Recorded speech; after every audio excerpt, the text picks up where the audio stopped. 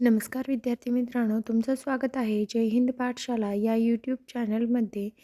आता आपण अर्थशास्त्राचा अभ्यास करत आहोत. त्यामधले आपण दारिद्र्य आणि राष्ट्रीय उत्पन्न हे 2 टॉपिक संपवलेले आहेत. आजचा टॉपिक आहे भारतीय बेरोजगारी. तर टॉपिक झाल्यानंतर तुमचे जर काही प्रश्न असतील तर ते तुम्ही मला कमेंट बॉक्समध्ये विचारू शकता. आता भारतीय बेरोजगारी यावर प्रश्न कसे विचारले जातात किंवा या व्हिडिओमध्ये आपण काय काय शिकणार आहोत.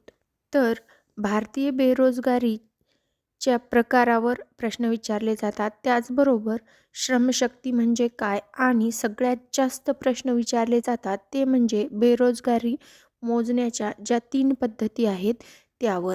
तर याच 3 गोष्टीचा आपण आज अभ्यास करणार आहोत. चला तर मग सुरुवात करूया आजच्या व्हिडिओला. तत्पूर्वी जर तुम्ही आमच्या चॅनलवर नवीन असाल, चॅनलला सबस्क्राईब करा, जास्तीत जास्त गरजू मित्रांपर्यंत शेअर करा आणि हो, व्हिडिओ आवडल्यास लाईक करायला मात्र विसरू नका. आता भारतीय बेरोजगारीचे 2 मुख्य प्रकार पडतात, ज्यामध्ये आपण ग्रामीण बेरोजगारी आणि शहरी बेरोजगारी म्हणू शकतो. पण शहरी बेरोजगारीचे सुद्धा आणखीन प्रकार पडतात, ज्यामध्ये सुशिक्षित बेरोजगारी आणि मुख्य 2 प्रकार पडल्यानंतर औद्योगिक बेरोजगारी असे त्याचे 2 शहरी बेरोजगारीचे उपप्रकार पडतात. त्यामध्ये सुद्धा आणखीन 4 उपप्रकार पडतात. त्यामध्ये आज आपण सुरुवातीला ग्रामीण बेरोजगारी पाहूत, ज्यामध्ये हंगामी बेरोजगारी. आता हंगामी बेरोजगारी कशाला म्हणायचं, तर हंगामी बेरोजगारी म्हणजे आता आपण पाहतो पावसाळ्यात पाऊस पडतो, त्यानंतर पेरणी केली जाते आणि पेरणी झाल्याच्या नंतर प्रत्येक शेतकऱ्याच्या शेतामध्ये कामगार लागतात आणि त्यामुळं कामाची उपलब्धता होते. हे झालं खेड्याचं नियोजन. पण जसं जसं उन्हाळा जवळ येतो, म्हणजे दिवाळीनंतर कापणी वगैरे झाल्याच्या नंतर कामं बंद पडतात. कामं बंद पडल्याच्या नंतर हा झाला आता पेरणीचा हंगाम झाला, त्यानंतर काम नसतो, म्हणून या रोजगारीला हंगामी बेरोजगारी म्हणतात. आणि ही दूर करण्यासाठी आपल्या इथं नरेगा म्हणून एक 2005च्या कायद्यानुसार एक योजना सुरू केली, जिचं 2009मध्ये मनरेगा असं नाव पडलं आणि सध्याला लेटेस्ट अपडेटमध्ये तिचं नाव पडलं आहे पूज्य बापू रोजगार गॅरंटी योजना. हे लेटेस्ट अपडेट आहे. मनरेगा ही सगळ्यात जास्त सक्सेसफुल योजना आहे, जिच्यामुळे दारिद्र्य आणि बेरोजगारी ह्या दोन्ही गोष्टी कमी झालेल्या आहेत. सगळ्यात जास्त मनरेगा अंतर्गत म्हणण्यापेक्षा पूज्य बापू रोजगार योजना अंतर्गत हरियाणात सगळ्यात जास्त रोजगार दिला जातो आणि सगळ्यात कमी नागालँडमध्ये. मग महाराष्ट्रात किती आहे, तर आपल्या महाराष्ट्रात 297 रुपये इतका रोजगार आहे. त्यानंतर छुपी बेरोजगारी किंवा प्रच्छन्न बेरोजगारी. आता आपल्याला असा एक प्रश्न विचारला जातो परीक्षेमध्ये, कुठल्या बेरोजगारीमध्ये किंवा रोजगारामध्ये रोजगाराची उपलब्धता ही 0 असते, बरोबर? मग ती आहे प्रच्छन्न. मग प्रच्छन्न किंवा छुपी बेरोजगारी. मग तुम्ही म्हणसाल ही कसं काय, रोजगार तर आहे पण त्याची उत्पादकता 0 कसं काय? आता सांगते मी तुम्हाला. तर एक शेत आहे, बरोबर? त्या शेतामध्ये 4 जण भाऊ आहेत, 4 जण काम करतात. लग्न झालं त्यांचं, त्यांच्या 4 बायका आल्या. किती झाले? 8 माणसं झाले. पहिले किती 4 भाऊ काम करायचे, तेव्हा काय व्हायचं, 10 क्विंटल गहू व्हायचा.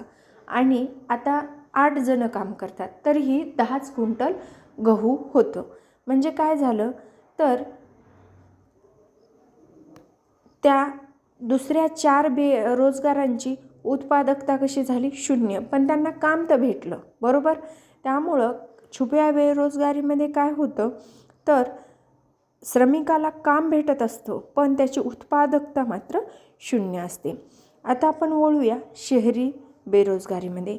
आता त्याच्यामध्ये मुख्य 2 बेरोजगार कुठले असतात, तर सुशिक्षित बेरोजगार आणि औद्योगिक बेरोजगार. आता सुशिक्षित बेरोजगार कोणाला म्हणायचं, तुम्हाला मला आपण सुशिक्षित बेरोजगार म्हणू शकतो. कारण का, तर आपण सगळेजण पोस्ट होल्डर आहोत, कारण पोस्ट ग्रॅज्युएशन आपलं सर्वांचं ऑलमोस्ट झालेलं आहे आणि आपण शोधात आहोत की आपल्या योग्यतेचं काम भेटण्याच्या. त्यामुळं काय झालं तर आपण बेकार आहोत, पण कसे आहोत, सुशिक्षित बेकार आहोत.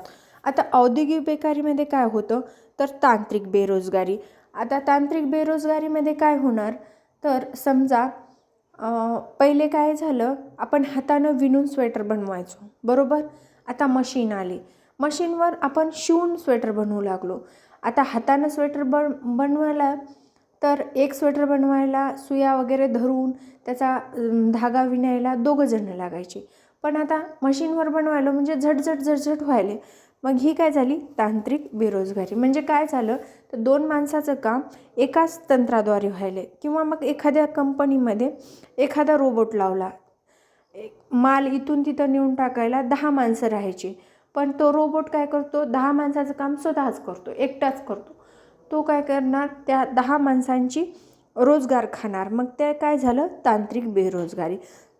आता संघर्षजन्य रोजगारी. आता संघर्षजन्य रोजगारी कशाला म्हणायचं, समजा आता मला एका दिवसाचा रोजगार पाहिजे 500 रुपये, पण समोरचा व्यक्ती देतोय मला 400 रुपये. मग आमच्या दोघांमध्ये काय होणार, भांडण होणार, बरोबर. मग ते भांडण म्हणजेच काय म्हणता येईल आपल्याला, संघर्षजन्य बेरोजगारी. त्यानंतर चक्रीय बेरोजगारी. आता अर्थव्यवस्थेत तेजीच्या अवस्थेनंतर मंदीची अवस्था येते. त्या काळामध्ये काय होतं तर मंदीच्या काळामध्ये काही कामगार हे औद्योगिक क्षेत्रातले कमी करतात, कारण मागणी कमी असते. मागणी कमी असल्यामुळं प्रोडक्शन कमी लागतं. त्यामुळं काय करतात तर बेरोजगाराला म्हणजे रोजगारीत लोकांना काढून टाकतात. मग ते काय होतात, बेरोजगार होतात. म्हणजे मंदीमुळं बेरोजगारी वाढते आणि तेच जर तेजी असेल तर आणखीन जास्त रोजगार लागतात आणि रोजगार वाढत जातो. म्हणून याला आपण असं म्हणू शकतो की अर्थव्यवस्थेच्या तेजीच्या अवस्थेत व अवस्थेनंतर येणाऱ्या मंदीच्या काळात मागणीच्या कमतरतेमुळे निर्माण होणारी बेरोजगारी म्हणजे आपण चक्रीय बेरोजगारी म्हणत असतो. ही तर प्रत्येक देशात कारण हे चक्र प्रत्येक देशाला लागू पडतं, त्यामुळे प्रत्येक देशामध्ये ही बेरोजगारी असणारच आहे. आता संरचनात्मक बेरोजगारी ही मात्र लक्षात ठेवा. संरचनात्मक बेरोजगारी कशाला म्हणायचं, आता जे बेट होते आपल्या कृष्णाचे अरब सागरामध्ये, तिथे जाण्यासाठी काय होतं तर बोटीनं जावं लागायचं. पण आता काय केलं सरकारने, सुदर्शन सेतू बांधला. मग आता बोटी ज्यांच्याकडं आहेत ते काय झाला, व्यवसाय बंद पडला. ही संरचना बदलली, चक्क संरचनाच बदलली. म्हणजे आता बोटीच्या ऐवजी रस्ता झाला, त्यामुळे पायी जाऊ लागले लोक. म्हणजे ज्या संरचना बदलल्याच्या नंतर जी बेरोजगारी होती त्याला संरचनात्मक बेरोजगारी असं आपण म्हणू शकतो. आणि साध्या सोप्या भाषेत सांगायचं झालं तर सुरुवातीला काय होते, घोडागाडी किंवा ती पॅन्डलवरली रिक्षा होती, बरोबर. मग त्यांच्या जागी काय आल्या, आता आपल्या ॲटो आले. मग ॲटो आल्यानंतर हे घोडागाडीतून तुम्ही पॅन्डल मारणाऱ्या रिक्षामध्ये बसाल का, नाही.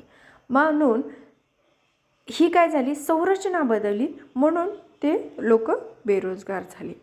आता सगळ्यात महत्त्वाचं म्हणजे श्रमशक्ती म्हणजे काय, हा प्रश्न तुम्हाला हमखास विचारला जातो प्रत्येक परीक्षेमध्ये. तर श्रमशक्तीमध्ये कोण कोण येतं ह्या गोष्टी तुम्ही पक्क्या लक्षात ठेवायच्या. तर जी व्यक्ती काम करण्याची इच्छा ठेवते किंवा क्षमता ठेवते ती प्रत्येक व्यक्ती ही श्रमशक्तीमध्ये येते.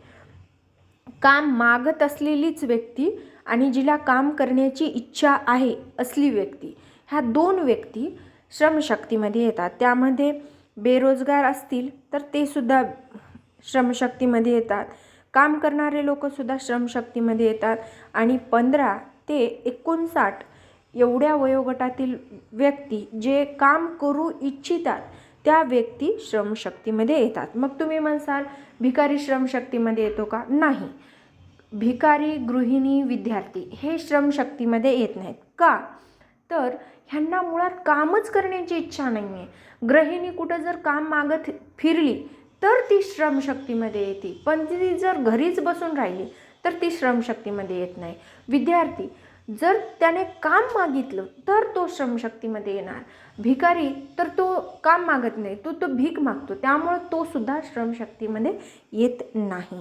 ह्या गोष्टी पक्क्या लक्षात ठेवायच्या. त्यानंतर सगळ्यात महत्त्वाचं म्हणजे बेरोजगारी मोजण्यासाठी NSSOने सामान्य स्थिती, सामान्य मुख्य स्थिती, वर्तमान साप्ताहिक स्थिती आणि वर्तमान दैनिक स्थिती अशा 3 वेगवेगळ्या संकल्पना केल्या आहेत. त्यानुसार सामान्य स्थिती जी आहे तिच्यामध्ये सामान्य स्थितीमधीलच आपण खुली बेकारी किंवा कायम बेरोजगारी असं सुद्धा म्हणू शकतो.